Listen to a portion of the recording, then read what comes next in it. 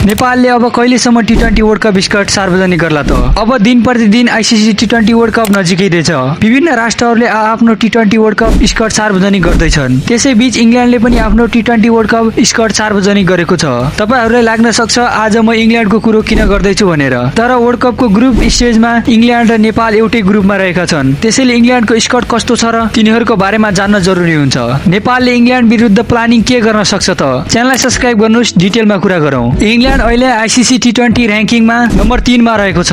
आफै सोच्नुस् इङ्ल्यान्ड कति बलियो टिम होला। नेपाल भने अहिले टी20 र्याङ्किङमा 17 नम्बरमा रहेको छ। अब हाम्रो मेन मुद्दा इङ्ल्यान्डको टी20 वर्ल्ड कप स्क्वाड, जसमा रहेका छन् Harry Brook captain, Rehan Ahmed, Jofra Archer, Tom Banton, Jacob Bethell, Jos Buttler, Brydon Carse, Sam Curran, Liam Dawson, Ben Duckett, Will Jacks, Jamie Overton, Adil Rashid, Philip Salt, Josh Tongue, लिक्विड। यो थियो इङ्ल्यान्डको स्क्वाड। इङ्ल्यान्ड क्रिकेट टिम बेसबल स्टाइलले दुनियाँभरमा famous छ। उनीहरू fearless cricket खेल्ने गर्छन्। एउटा नजरले हेर्नु भने यो टिम पुरै बर्बाद टिम हो। कि त आफू बर्बाद हुन्छ नत्र अरूलाई बर्बाद बनाएर छोड्छ। यी इङ्ल्यान्डीहरूलाई रोक्न धेरै मुस्किल काम हो। कुनै एउटा ब्याटर रोके पनि म्याच खतम गरिदिन्छ। इङ्ल्यान्डलाई हराउनको लागि नेपाली टिमले धेरै राम्रो प्लानिङ बनाउनु पर्ने हुन्छ। नेपालको म्यान ब्रह्मास्त्र भनेको स्पिनर हुन्। स्पिनरलाई क्याप्टनले राम्रोसँग युज गर्नुपर्छ। फास्ट बलर त इङ्ल्यान्डीहरूको लागि केही हुँदै होइनन्, अन्धाधुन्दै मार्ने गर्छन्। त्यसैले हाम्रो स्पिन अट्याक एकदमै मजबुत बन्ने पर्ने हुन्छ। त्यसैले सन्दीप लामिछाने र शेर मल्ललाई स्क्वाडमा राखेर इङ्ल्यान्डको ब्याटिङ लाइनअपलाई खतम गर्नुपर्ने हुन्छ।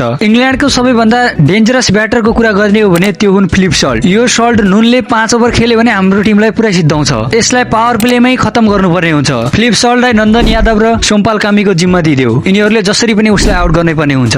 नन्दन यादवले एउटा बाउन्सर यसको छातीमा हान्नुपर्ने हुन्छ। यसलाई त जसरी पनि खतम गर्नै पर्ने हुन्छ, नत्र त यसले डुबाउँछ। इङ्ल्यान्डको ब्याटिङ लाइनअपको रीढको हड्डी कोही हो भने त्यो हो जस बटलर। जस बटलरसँग नभएको चिज केही छैन। क्लासिकदेखि लिएर हिटिङदेखि लिएर सब चिज छ।